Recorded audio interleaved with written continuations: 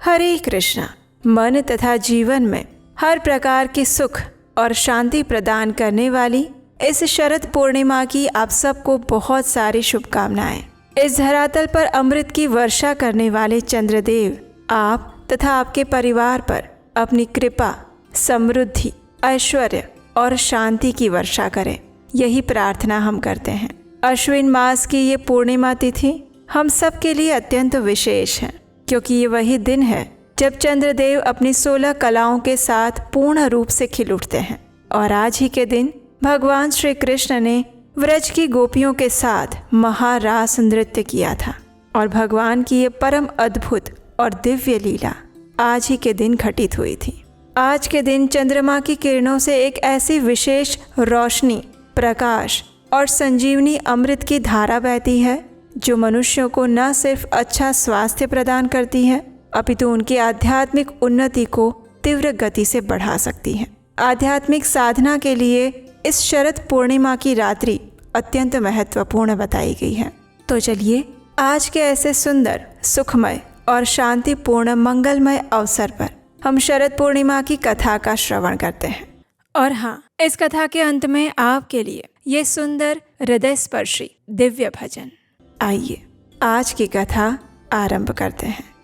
ये कथा है भगवान श्री कृष्ण और उनकी सर्वश्रेष्ठ भक्त व्रज की गोपियों के साथ जुड़ी हुई। और शरद पूर्णिमा के दिन ही भगवान श्री कृष्ण ने ये महारास नृत्य लीला की थी। ये उस समय की बात है जब भगवान श्री कृष्ण की आयु 8 वर्ष की हो चुकी थी। उस समय एक दिन शरद ऋतु की रात्रि में जब चंद्रमा अपनी पूर्ण 16 कलाओं के साथ आकाश में उदित हुए थे और चारों ओर उनकी मधुर चांदनी बिखरी हुई थी, अनेक पुष्प और लताएं इस सुंदर श्वेत वातावरण में सुगंधित वायुओं की लहरों पर नृत्य कर रहे थे। भंवरे अपनी सुगंध प्रसारित करते हुए अनेक पुष्पों पर विहार कर रहे थे। और तब श्री कृष्ण को याद आया कि किस प्रकार वृंदावन की गोपियों ने उन्हें पति रूप में प्राप्त करने के लिए देवी कात्यायनी की पूजा, आराधना और व्रत किया था। इसलिए उन सब की इच्छाओं को पूर्ण करने के लिए भगवान श्री कृष्ण ने सोचा कि शरद पूर्णिमा की रात्रि इस महारास नृत्य के लिए सबसे श्रेष्ठ हो सकती है। हालांकि भगवान श्री कृष्ण स्वयं पूर्ण पुरुषोत्तम परम भगवान है और वे सभी इच्छाओं से और प्रकृति गुणों से परे हैं, लेकिन वे अपने भक्तों की इच्छा पूर्ति के लिए स्वयं को माध्यम बनाते हैं। और उस शरद पूर्णिमा के दिन अपने भक्तों की इच्छा को पूर्ण करने के लिए उन्होंने व्रज गोपियों के साथ महारास नृत्य करने की इच्छा प्रकट की थी।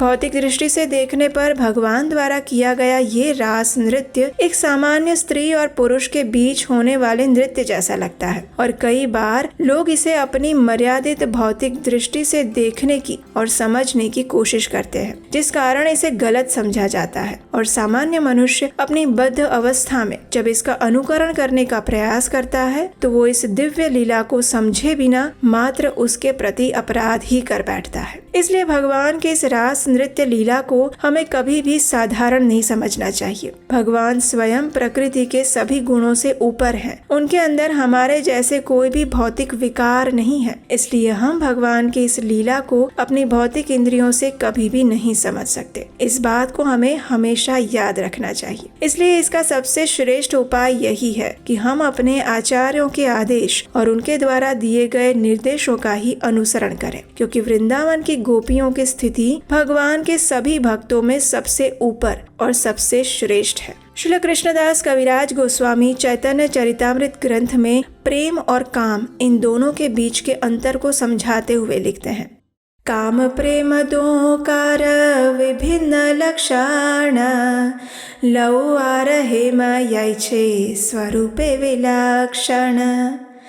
आत्मेन्द्रिय प्रीति वांछा तारे बलिकाम, कृष्णेन्द्रिय प्रीति इच्छा धरे प्रेम नाम। अर्थात जिस प्रकार लोहे और सुवर्ण के अंदर विभिन्न गुण होते हैं, उसी प्रकार काम और प्रेम के दो भिन्न लक्षण हैं। स्वयं की इंद्रियों को तृप्त करने की इच्छा को काम कहते हैं, लेकिन श्री कृष्ण की इंद्रियों को प्रसन्न करने की इच्छा को प्रेम कहते हैं। तो ये गोपियों द्वारा किया गया ये रास नृत्य श्री कृष्ण की इच्छा को पूर्ण करने हेतु किया गया था, इसलिए वो पूर्ण और शुद्ध प्रेम का प्रतीक है। शरद ऋतु की रात्रि में आकाश चंद्रमा की पूर्ण कलाओं से प्रकाशित हो चुका था। क्षितिज पर लालिमा छाई हुई थी। बिल्कुल उसी प्रकार जब एक पति अपने पत्नी से लंबे समय के विरह के पश्चात मिलने पर उसके मुख को कुमकुम से सुशोभित करता है, वृंदावन के वनों में वसंत और शरद दोनों का प्रभाव दिख रहा था। पुष्प और लताएं अपनी पूर्ण युवावस्था में खिले हुए थे। वातावरण में सुंदर सुगंधित वायु बह रही थी। यमुना के जल से उड़ने वाली शीतल जल की बूंदें आसपास के स्थान को शीतल और मधुर बना रही थी। यमुना नदी ने अपने हाथों से अपने किनारों पर मुलायम रेत बिखेरी हुई थी और ऐसे समय में यमुना किनारे वंशी वट पर श्री कृष्ण ने अपनी दिव्य बांसुरी की मधुर धुन छेड़ दी और सभी गोपियों को बुलाने लगे। इस बांसुरी की धुन में विशेष बात ये थी कि वो न सिर्फ एक ही राग सुना रही थी, बल्कि वृंदावन में जितनी भी गोपियां थी जिन्होंने कृष्ण को पति रूप में प्राप्त करने की इच्छा व्यक्त की थी, उन सभी के वो नाम पुकारते हुए सभी को व्यक्तिगत रूप से भगवान का संदेश दे रही थी। प्रत्येक गोपी को कृष्ण की इस बांसुरी के सुर में अपना अपना नाम सुनाई दे रहा था और उसमें यह संदेश भी था कि कृष्ण आपसे नृत्य करना चाहते हैं। उस समय ये सभी गोपियां अपने अपने घरों में विभिन्न कार्य कर रही थी, जैसे कि कुछ गायों का दूध निकाल रही थी, कुछ अपने बच्चों को खाना खिला रही थी, कुछ घर के कामों में व्यस्त थी। और फिर भी श्री कृष्ण का ये संदेश मिलते ही वे सब अपने अपने काम आधे अधूरे छोड़कर तुरंत उसी क्षण भगवान की इस इच्छा को पूरा करने के लिए मध्य रात्रि के उस समय में भगवान के पास आ पहुंची। उस समय उनकी एकमात्र इच्छा श्री कृष्ण की इच्छा को पूर्ण करने की और उन्हें प्रसन्न करने की थी। इसलिए ये रासलीला नृत्य दिव्य स्तर पर कहलाता है। जब सभी गोपियां इस प्रकार भगवान के पास एकत्रित हो गई तो भगवान ने उनकी परीक्षा लेते हुए मजाक में उनसे कहने लगे, हे गोपियों, आप सभी का यहाँ मेरे पास स्वागत है। बताइए क्या बात है? वृंदावन में सब ठीक तो है ना? मैं आपकी किस प्रकार सेवा कर सकता हूँ? वैसे आपको इस प्रकार मध्य रात्रि में अपने घरों को छोड़कर यहाँ नहीं आना चाहिए, क्योंकि इस समय जंगल में बहुत सारे हिंसक पशु अपना शिकार ढूंढते हुए फिरते रहते हैं। ऐसे में तुम सबको इस प्रकार मुक्त होकर विचरण नहीं करना चाहिए। और वैसे भी तुम सब तो युवान और सुंदर स्त्रियां हो। सामाजिक दृष्टि से भी आपके लिए इस प्रकार मध्य रात्रि में अकेले बिना अपने पति के बाहर घूमना अच्छी बात नहीं है। इसलिए शीघ्र ही वापस अपने अपने घर चली जाओ। तुम्हारे पति तुम्हारी प्रतीक्षा कर रहे होंगे। जब गोपियों ने श्री कृष्ण के इस प्रकार औपचारिक वचनों को सुना तो वे सभी बड़ी उदास हो गई। उन्हें क्रोध भी आया कि एक तो कृष्ण पहले बुलाते हैं और फिर अभी ऐसा बोलते हैं। लेकिन अंततः वे सभी गोपियां कृष्ण के सामने रोने लगी और रोते हुए उनसे कहने लगी, हे कृष्ण, तुम अत्यंत क्रूर हो। भले ही तुम परम भगवान हो और अपनी इच्छा अनुसार कुछ भी कर सकते हो, लेकिन हम पूर्ण रूप से तुम्हें समर्पित हैं। हम सब कुछ छोड़कर तुम्हारे पास आई हैं। हम तुम्हारी भक्त हैं। कृपया हमारा त्याग मत करो। तुम्हें पति रूप में प्राप्त करने की हमारी इच्छा को पूर्ण करो। हमारे हृदय को तुमने आकर्षित किया है और तुम्हारे बुलाने पर ही हम यहाँ आई हैं। जिस प्रकार भगवान नारायण उनके शरण में आए हुए भक्तों का स्वीकार करते हैं, उसी प्रकार तुम्हें भी अपने शरण में आई हुई हम साधारण ग्वाल कन्याओं का स्वीकार करना चाहिए। जब कृष्ण ने गोपियों की इस प्रकार आर्तनाद से निकली हुई प्रार्थना को सुना तो वे बड़े प्रसन्न हुए और उन्होंने उन सभी गोपियों की इच्छा को पूर्ण करते हुए शरद पूर्णिमा की रात्रि में चंद्र के प्रकाश में महारास नृत्य लीला की, जिसे देखने के लिए आकाश में सभी देवी देवता एकत्रित हो गए और उसमें हिस्सा लेने के लिए स्वयं भगवान शिव वृंदावन की धरती पर आ पहुँचे। चारों दिशाएं एक सुर और ताल में नृत्य करने लगी। आकाश में गंधर्व,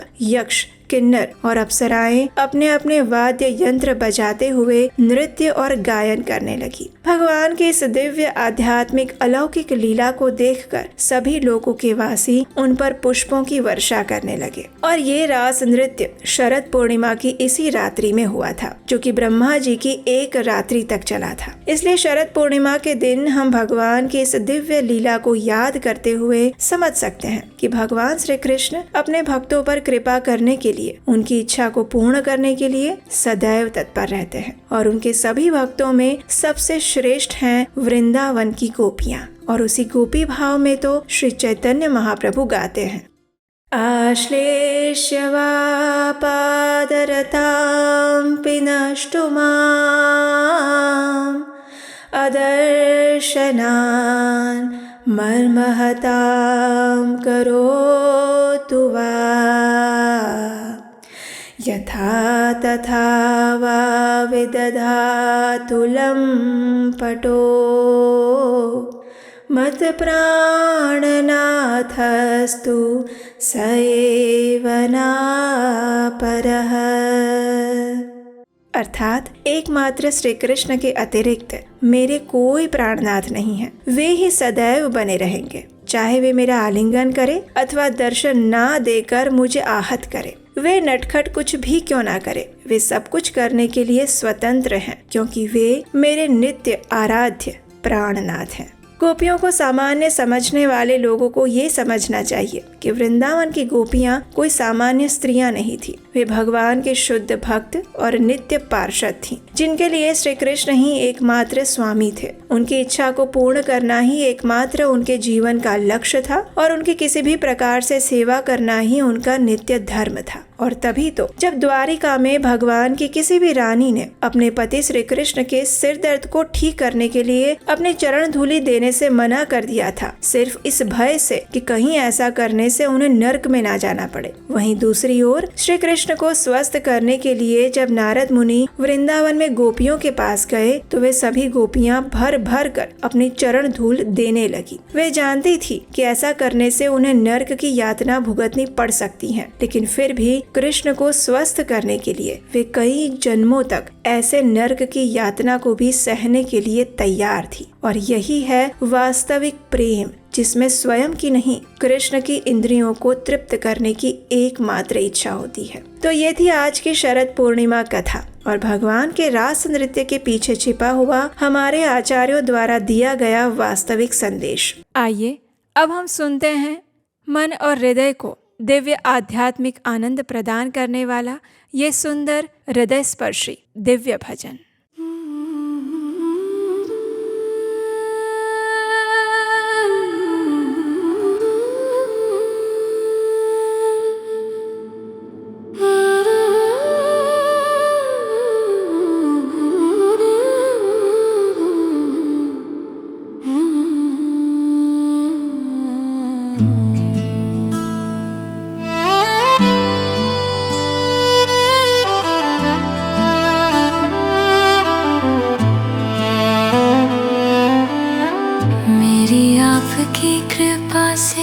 सब काम हो रहा है, करते हो तुम कन्हैया, मेरा नाम हो रहा है।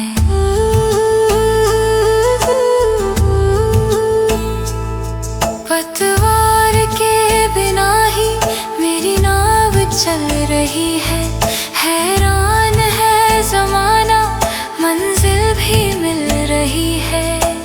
करती नहीं मैं कुछ भी, सब काम हो रहा है। मेरी आपकी कृपा से सब काम हो रहा है, करते हो तुम कन्हैया, मेरा नाम हो रहा है।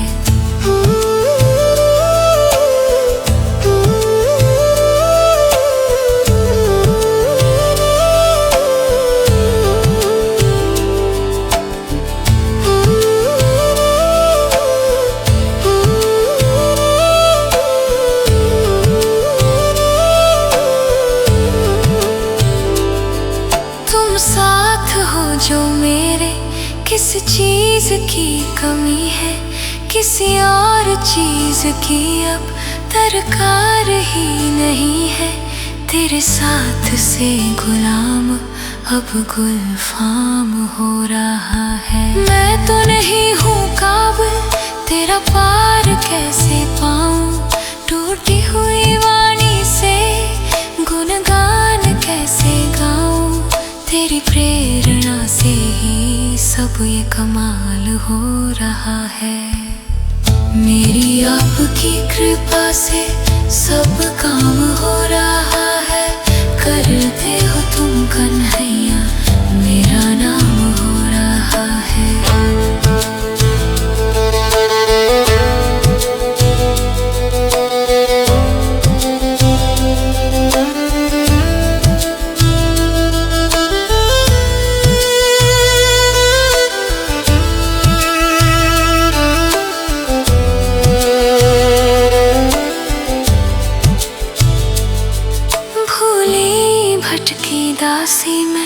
राहें मिल रही है, तेरे चरणों की धूल से मंजिल खिल रही है, तेरी छाँव में बैठी आराम हो रहा है। तू दीन का सहारा, तू ही है दयाला, तेरी नजर से ही है जीवन का उजाला, तेरे नाम से अंधेरों में भी प्रकाश हो रहा है। मेरी आपकी कृपा से सब काम हो रहा है, करते हो तुम कन्हैया, मेरा नाम हो रहा है।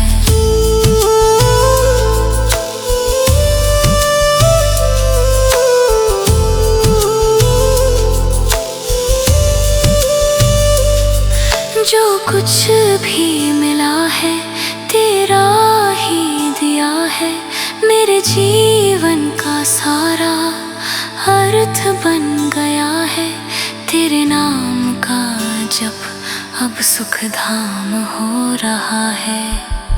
मेरी आपकी कृपा से सब काम हो रहा है, करते हो तुम कन्हैया, मेरा नाम हो रहा है।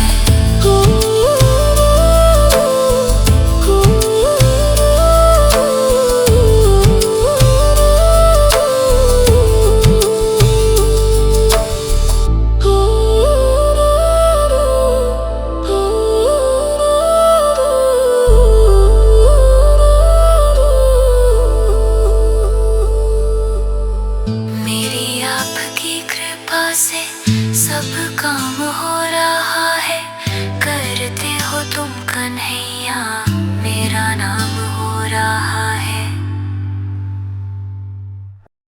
तो शरद पूर्णिमा के आज के दिन हम वृंदावन की इन सभी गोपियों के चरणों में प्रणाम करते हुए उनसे यही प्रार्थना करते हैं कि उनके पास जो अनमोल कृष्ण भक्ति का सागर है, उसमें से वे हमें शुद्ध भक्ति की एकमात्र बूंद भी प्रदान करें, जिससे हम परम भगवान श्री कृष्ण की नित्य भक्तिमय सेवा में संलग्न हो पाए। हरे कृष्णा।